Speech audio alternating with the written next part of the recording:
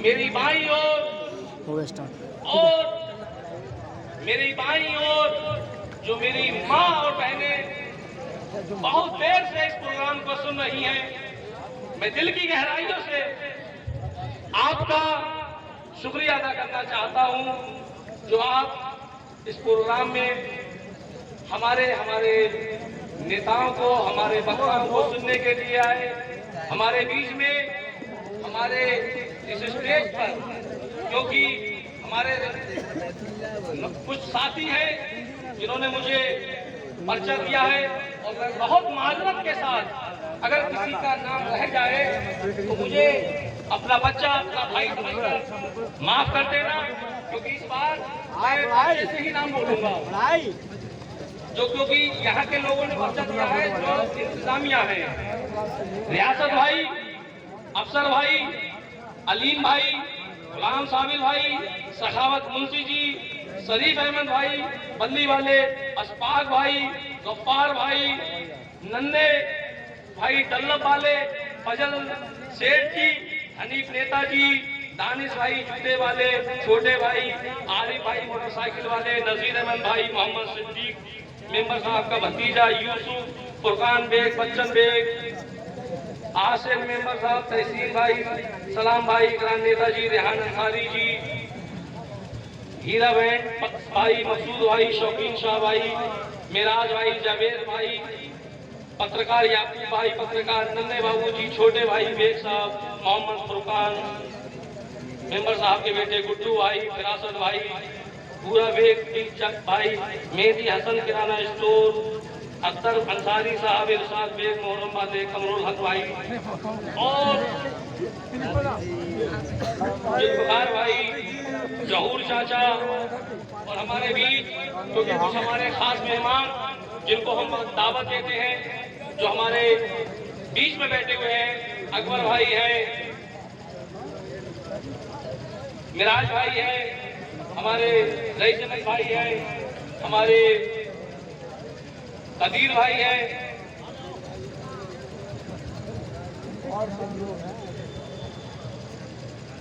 अख्तियार भाई है,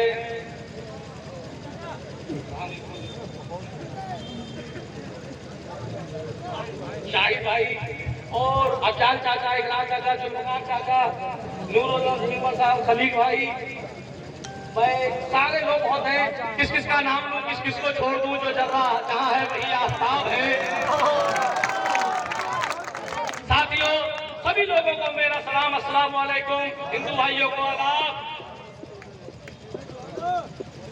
मैं इस शेर के साथ अपनी बात, जिंदगी दी है तो जीने का हुनर भी देना, जिंदगी दी है तो जीने का हुनर भी देना, गम अगर दे तो सब्र का सलीका देना। मैं तो गूंगा था, जुबान तूने बख्शी है मेरे मौला, अब मैं बोलूं तो मेरी बातों में असर देना।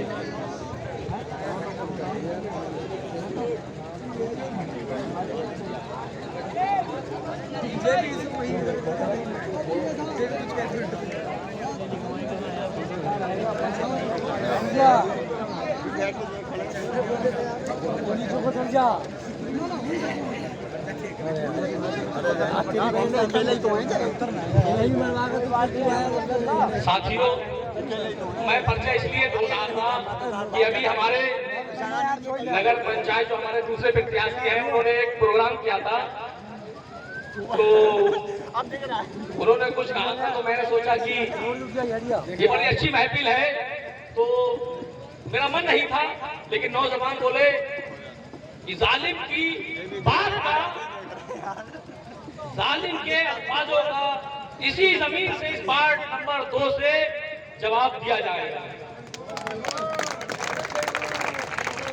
देखिए, सबसे पहले तो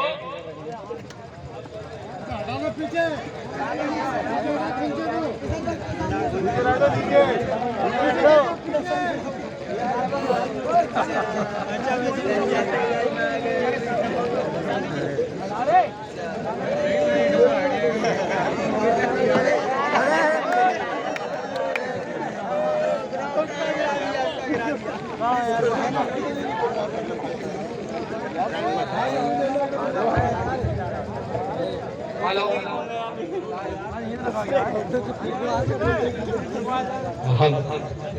साथियों,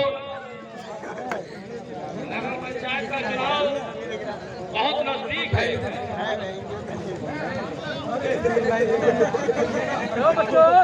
बहुत नजदीक है और ये चुनाव, मैं बार बार कहता हूँ, ये चुनाव 2022 का चुनाव या 2023 में हो, ये चुनाव किसी को चेयरमैन बनाने का नहीं है, न किसी को चेयरमैन हराने का। ये मैं बार बार कहता हूँ, ये चुनाव एक तानाशाह के और एक हक परस्त के बीच का ये चुनाव है। नौजवान साथियों, तुम वीडियो बनाने से ज्यादा या यहाँ गुफ्तगू करने से ज्यादा जब यहाँ आए हो तो मेरी बात को सुनो, क्योंकि मैं तुमसे ही खिताब करने के लिए और तुम्हारी लड़ाई लड़ने के लिए, तुम्हारा बेहतर मुस्तकबिल हो, इसीलिए मैं अपने पैरों में छाले लगा रहा हूँ। तुम्हारी ज्यादा जिम्मेदारी है कि मेरी बात को गौर से सुनो। ये बुजुर्ग सिर्फ मैं इनसे दुआएं लेने के लिए निकला हूँ, लेकिन तुम्हारे और तुम्हारी आने वाली जो नस्ल है उनके लिए, उनको इंसाफ मिले, वो अपनी जिंदगी बेहतर तरीके से गुजारे, वो शीशगढ़ में खुली हवा में सांस ले सके। इसलिए मैं तुम्हारे बीच में आया हूँ, तुम्हारी जिम्मेदारी ज्यादा है।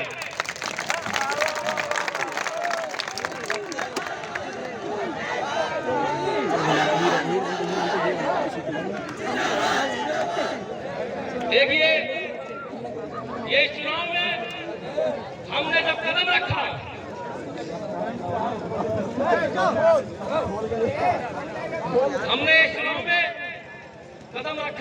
तो इसलिए नहीं रखा कि हमारे दिल में महलों की ख्वाहिश थी। हमने इसलिए इस चुनाव में कदम नहीं रखा कि हमें एक बेहतर जिंदगी की परवाह थी।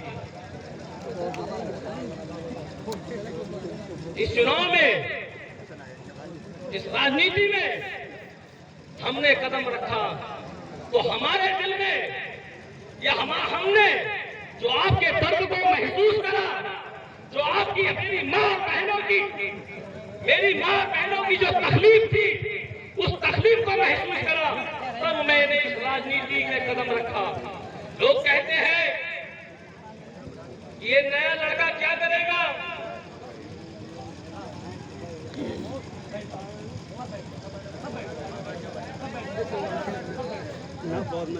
ये नया लड़का क्या करेगा, ये चंद लड़कों की फौज जो नौजवान साथी है, क्या इसको ये चुनाव जिता देंगे? मैं कहना चाहता हूँ ये जरूर तुम्हारी वीडियो देखते होंगे जो लाइव चल रही है। इन नौजवानों का उमड़ता हुआ सैलाब, इनके जज्बात, इनकी गुस्सा तुम्हें आज पता चल गई होगी कि शीशगढ़ में एक नया इनकलाब आने वाला है। शीशगढ़ में हम राजनीति में आए, हमारा एक मकसद है। शीशगढ़ के लिए हमने कुछ ख्वाब देखे हैं और वो ख्वाब आपके बगैर कभी पूरा नहीं हो सकते। हमने जब राजनीति के बारे में, चुनाव लड़ने के बारे में सोचा, तो हमने सोचा कि शीशगढ़ में अगर हम चुनाव लड़ते हैं तो हम इनसे बेहतर क्या कर सकते हैं, तभी तो हमें लोग चुनेंगे। तो हमने, हमारे जो बुजुर्ग हैं, हमारी टीम के जो पुराने साथी हैं, जिन्होंने मेरे साथ राजनीति की पहले दिन से कदम जिन्होंने मिलाकर चला है, मैं उनका भी दिल की गहराइयों से शुक्रिया अदा करता हूँ कि आज भी लोग मेरे सब, चाहे मेरे पार्टी के लोग हो, मेरे खानदान के लोग हो, तमाम लोग यहाँ मौजूद हैं। मैं उनका दिल की गहराइयों से शुक्रिया अदा करता हूँ कि जिन्होंने मुझे सहारा दिया और मैं आज आपके बीच में हूँ। उन्होंने मुझे कहा कि अगर तुम चुनाव लड़ते हो, तुम्हारी सोच क्या है, तभी हम तुम्हारा साथ देंगे। जब सदीक मेंबर साहब ने जो बात कही, ये बात नहीं कहती, हम एक विचारधारा लेकर आपके बीच में आए हैं, एक सोच लेकर आए हैं। सबसे पहले हमने सोचा कि जब अगर हम चुनाव में आते हैं, हम अपने जो गरीब कमजोर लोग हैं उनके बारे में हमारी क्या सोच है। आज तक किसी नेता ने, किसी ने भी आपके बारे में ये नहीं सोचा कि आखिर अगर हम चुनाव में जीत जाते हैं उसके बाद हम क्या करेंगे। तो हमने एक मैनिफेस्टो में घोषणा पत्र बनाया कि अगर हमें अल्लाह तबारक ताला ने इस लायक बनाया तो हम गरीब बेटियों की शादी में कम से कम, जो गरीब लोग हैं, जो बूढ़ा बाप मजदूरी भी नहीं कर सकता, उसके पास कोई जरिया मास नहीं है, तो उसके लिए कम से कम हम 50,000 रुपए उस गरीब की बेटी की शादी में।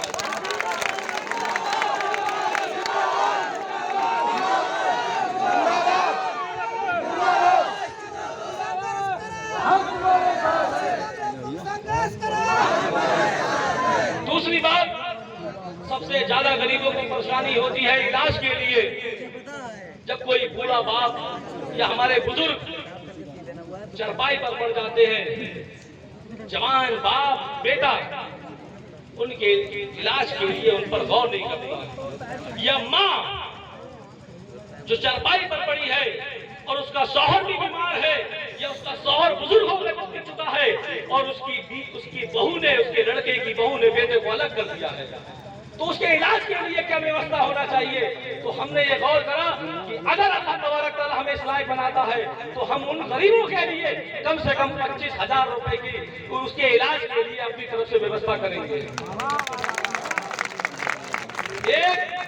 हमने एक और चीज सोची कि यहाँ पर एम्बुलेंस की भी बहुत जरूरत है, क्योंकि एकदम किसी को गाड़ी नहीं मिल पाती है, तो कम से कम बरेली के लिए नगर पंचायत की तरफ से एक एम्बुलेंस का इंतजाम होना चाहिए। और एक और दूसरी चीज, एक और चीज कि जो ट्रांसफार्मर, हमने पिछली बार भी कहा था कि उसका जो खर्चा होता है, लेकिन मेन बात जो एक और है, मेरे एक नौजवान साथी ने, जो मेरा बड़ा अजीज है, उसने मुझे मशवरा दिया कि हमने, हमारी जो पार्टी है वो आपके विचारों की पार्टी है, आप हमें विचार देते हैं और हम उसको आप अपनी जबान से आपके बीच लाते हैं। किसी अभी एक नौजवान साथी ने कहा कि जब हम गल्ला देने के लिए जाते हैं तो हम देखते हैं कि हमारी माँ और बहनें, हमारे बुजुर्ग जो है वो लाइन में खड़े हुए हैं, जो 70 साल के हैं, 80 साल के हैं, और उनको एक बुजुर्गी के हिसाब से उनको वो मान सम्मान नहीं मिलता है, उनको पूरी लाइन में लगना पड़ता है। तो हमने ये एक अपने जो टीम है उससे डिस्कस करा, उससे मशवरा करा, इस समस्या का समाधान कैसे होगा। तो हमारे लोगों ने ये कहा कि जब गल्ला बटा करेगा तो हर गल्ले पे जहां बटने वाला है वहां हमारी अपनी टीम के 2 लोग मौजूद रहा करेंगे, ताकि उन गरीब, उन माँ बहनों को लाइन में लगना ना पड़े, उनके गल्ले की व्यवस्था करा के उनके घर पहुंचाने का काम हम करेंगे। ये तो हो गई हमारी घोषणा, लेकिन बाकी आपके बीच में हमारी एक घोषणा और थी कि हम एक शीशगढ़ में पार्क की व्यवस्था करने के प्रयास करेंगे। सबसे ज्यादा जरूरत लड़कियों की पढ़ाई के लिए है, सबसे ज्यादा जरूरत, क्योंकि लड़के तो बाहर भी चले जाते हैं लेकिन लड़कियों के लिए अलग से इंतजाम नहीं है। तो हमने ये सोचा और हमने क्या, अगर हम इस लायक बनते हैं तो हम लड़कियों के लिए तो ये है, इसके लिए प्रयास करेंगे। और दूसरा सबसे ये है कि अल्लाह तबारक ताला ने इस लायक आपके बेटे को बनाया है कि हम एक अलग से भी इंटर कॉलेज खास करके लड़कियों के लिए भी बनाने का काम कर सकते हैं। ये हमारी सोच है, ये हम करना चाहते हैं। लेकिन साथियों, ये तो हमारी आगे की घोषणाएं हो गई जो हम करना चाहते हैं, लेकिन आपके बीच में एक नेता और है। देखिए, कुछ लोग ये कहते हैं, अभी कह रहे हैं लगातार कि वसीम एक ही नेता की बुराइयां गिना रहा है। देखिए, जो मौजूदा चेयरमैन साहब थे वो आज की पोजीशन में, कल क्या हो अल्लाह जानता है, आज की पोजीशन में वो चुनाव नहीं लड़ रहे हैं। जब वो चुनाव नहीं लड़ रहे हैं तो उनके बारे में हमें ज़रा कोई अभी वो नहीं है, कोई बात उनके बारे में हम कुछ कहें, वो चुनाव ही नहीं लड़ रहे। लोग बार बार ये कह रहे हैं, लेकिन मैंने फिर भी कहा था कि जो 2012 से 17 तक का चुनाव था, तो 2012 से 17 तक का दौर था, उसी दौर में तो हमें राजनीति में लाए हैं, वही दौर तो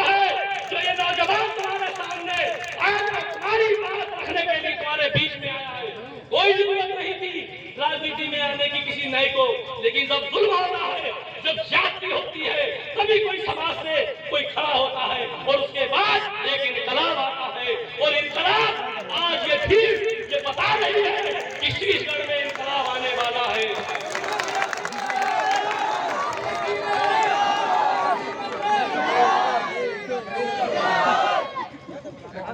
साथियों,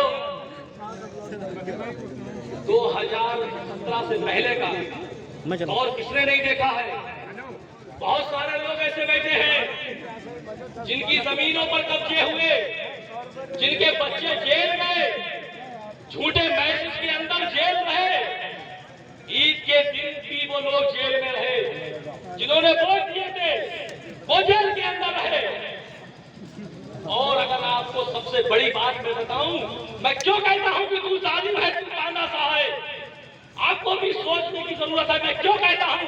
आपको याद होगा 9 तारीख दूसरा महीना सन 2017 दिन जुमरात का पढ़ाओ के अड्डे पे पढ़ाओ की बाजार में तानाशाह ने क्या कहा था?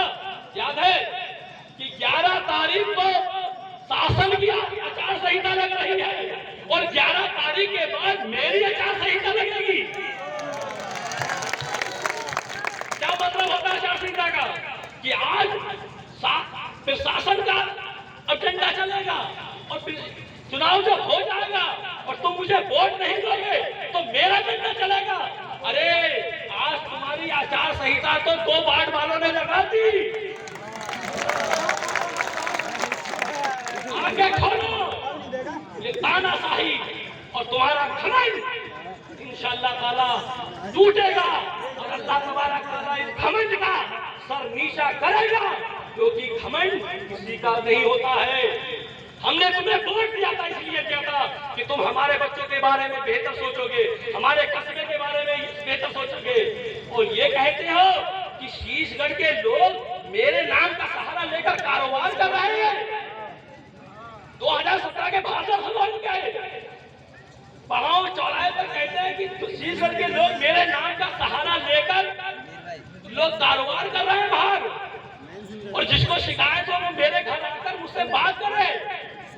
घमंड को देखो, अरे वो आदमी घमंड दिखा रहा है तो उसी जमीन से तुमसे झोली फैलाकर आंसू बहाकर वोट मांग रहा था।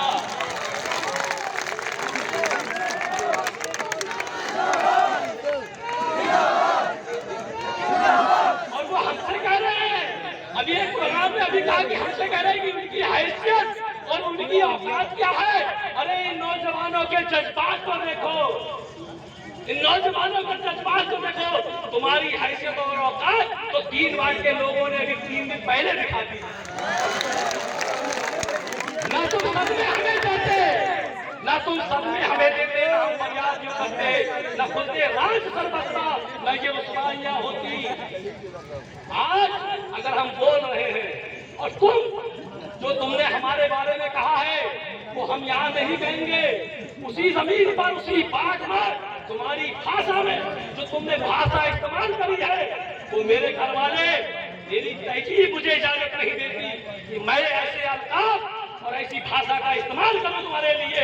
लेकिन अल्लाह ने मुझे इतनी ताकत दी है जो तुमने मेरे बारे में इस्तेमाल बातें की है उसका एक एक जवाब ऐसे अल्फाजों में दूंगा कि तुम्हारे कान भी बर्दाश्त नहीं कर पाएंगे। तुम्हारे कानों में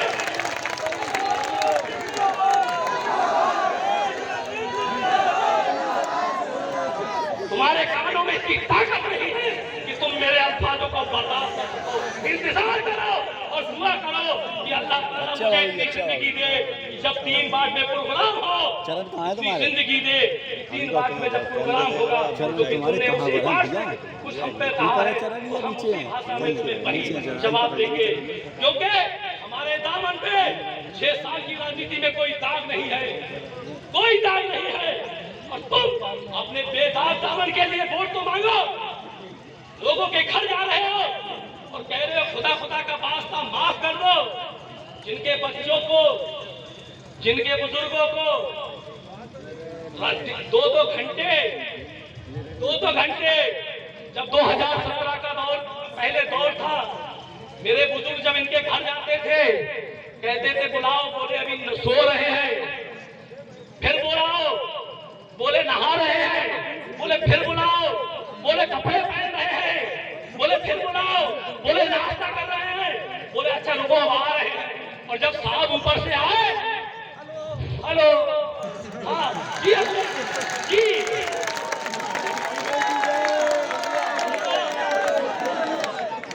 हेलो, अच्छा ठीक है, शाम को आना, शाम को। अरे किसको तुम कह रहे हो शाम को आना? जिनकी भीख से तुम इस लायक बने, जिनके वोटों से तुम कहां पहुंचे। मेरे भाइयों जरा गौर तो करो, हमारी क्या हैसियत बना दी थी उन्होंने। हमें सलाम जो करना अपनी शान के खिलाफ समझता था। अपने घर पर जिनको बैठते देखकर गुर्राने वाला, आज वो हाथ और पैर पकड़ के माफी मांग रहा है। अरे ये पक्का ढोंगी है, ढोंगी।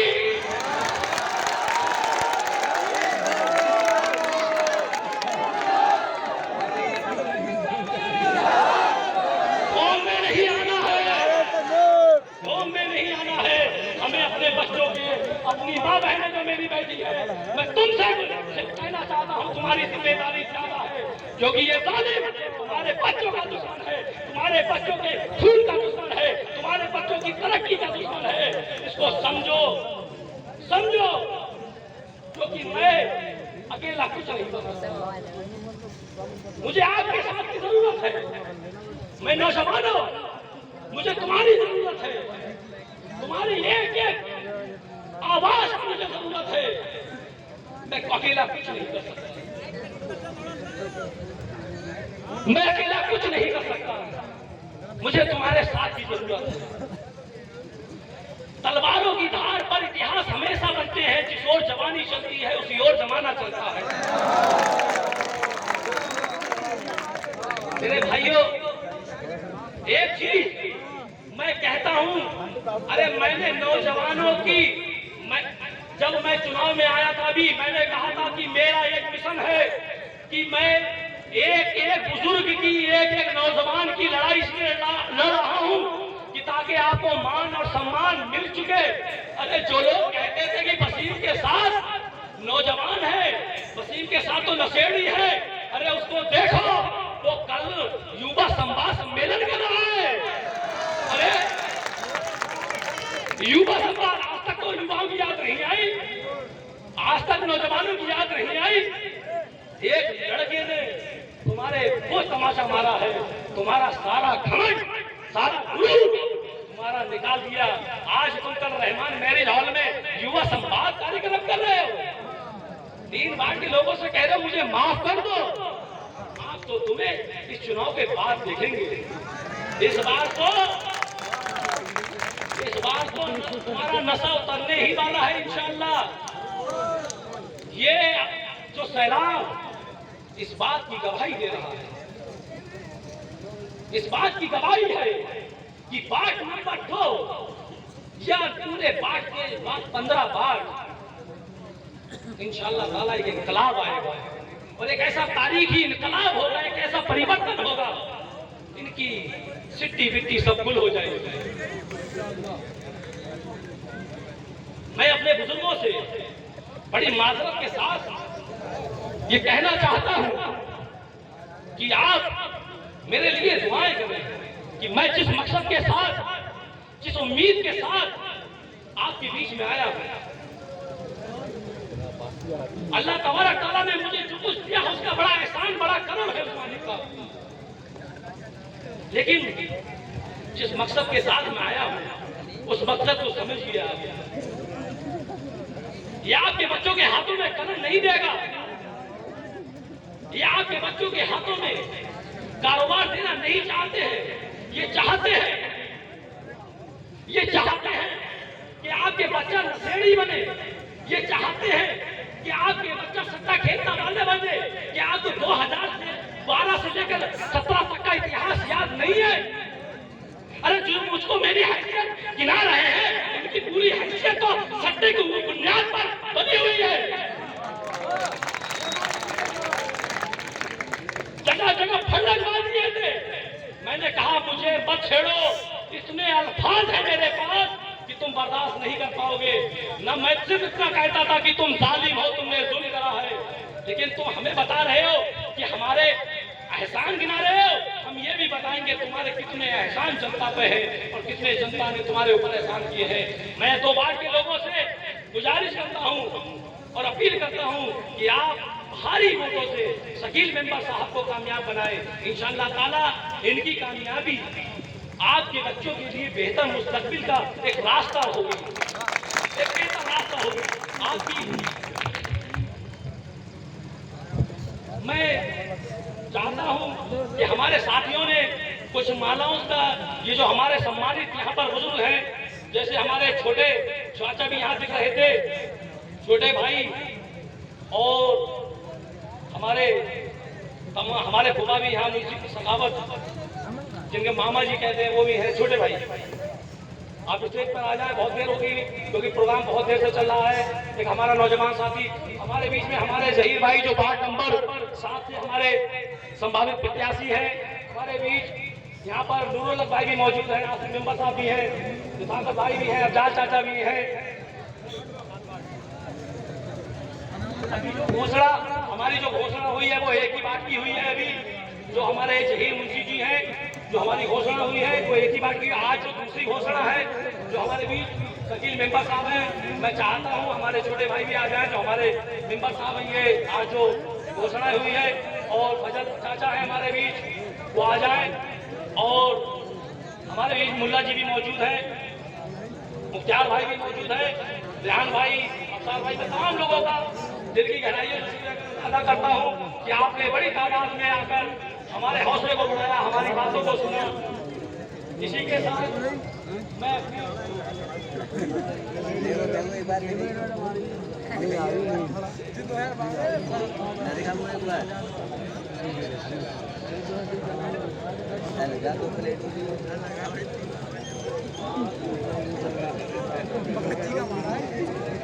मेरे साथियों, मुझे एक शेर याद आया कि मैं जो पिछले चुनाव में हमेशा कहता था कि मेरी हिम्मत को सराहो, मेरे हमराह चलो। नौजवान साथियों, मेरी हिम्मत को सराहो, मेरे हमराह चलो, मैंने एक सम्मा जलाई है हवाओं के खिलाफ। साथियों, अब जो कार्यक्रम है मैं शुक्रिया अदा कर दूं क्योंकि वार्ड 15 के लोग भी बड़ी तादाद में हैं। इमरान भाई, जावेद भाई, आरिफ भाई, हमारे छोटे इमाम भाई, मतीन भाई, और तमाम लोग बड़ी तादाद में यहाँ पर। राशिद भाई भी यहाँ पर थे, शायद राशिद भाई यहाँ मौजूद थे, और हमारे भाई, बाबू भाई, चौ चाचा, हमारे चौ चाचा बैठे हुए हैं वो, और अखिल बाबा भी है, हमारे फरियाद भाई भी मौजूद है यहाँ पर। ठीक है, सही बात है।